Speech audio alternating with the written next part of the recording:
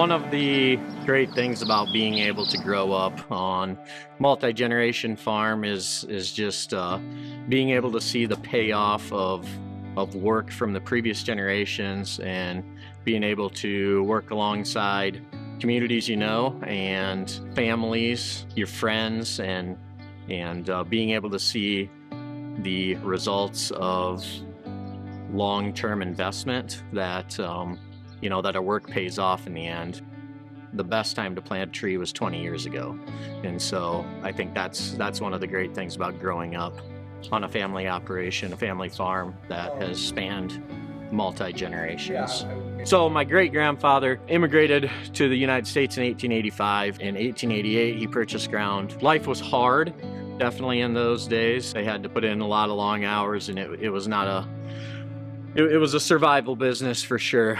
The great thing now is that the foundation they laid has given us the opportunity to prosper. Growing up with family, we all went to Grandma's house. We did the whole traditional dinners and cousin time, but after dinner got over, the men went to the one room and they had their business meeting, and the ladies went to their room and probably had their own business meeting, and the kids went downstairs and played. I mean, obviously those are good memories, but it's one of those things that stuck with me when I was younger, saying like, I don't want our business meetings to be at Christmas.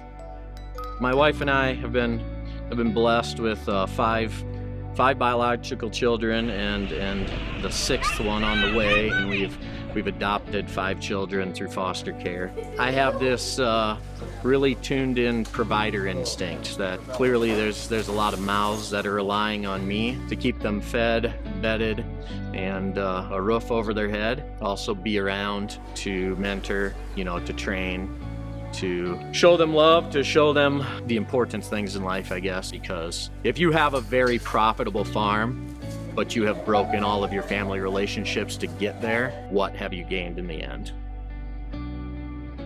10 years ago, we either had no family, like no children, or much smaller families. We were working 10, 12, 15-hour days sometimes. And we did that for probably 5 years.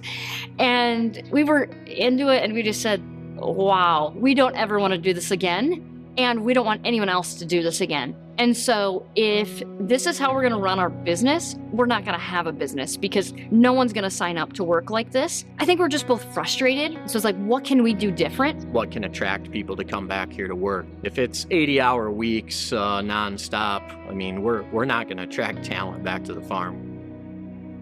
When you're talking sports, you're talking blocking and tackling and football being the most important. And so with pigs, it's feed, water, and air being the vital components.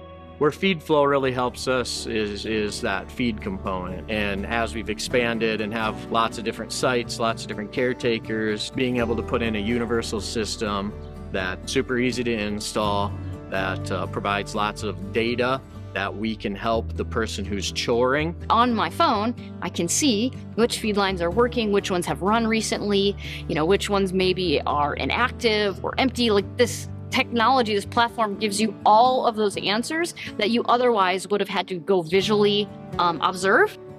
From my perspective, if you want to implement or you're considering implementing a technology such as FeedFlow, it really gives the opportunity to pass off the responsibilities to others, whether it's your younger children, your younger cousins, an employee, and by being able to have confidence that your animal care can stay at a level or get higher because the technology is taking care of this other aspect called feed that is also very important in caring for the animal. The power is in the data that it provides, how we can break that data up and utilize it to make sure pigs have feed, to know when to order and deliver, break it down into even daily and per head consumption so that we can be tracking health and weather and some of those components. What my great-great-grandfather did farming, what my great-grandfather did farming, what my grandfather did farming, what my uncles and my dad did farming,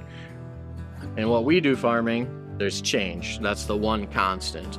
And what my kids will do if we are able to pass it down, there will be change involved with that. Part of the challenge with it is knowing which technologies and changes to adapt that bring you benefit, that aren't a distraction, and which ones provide the lowest hanging fruit.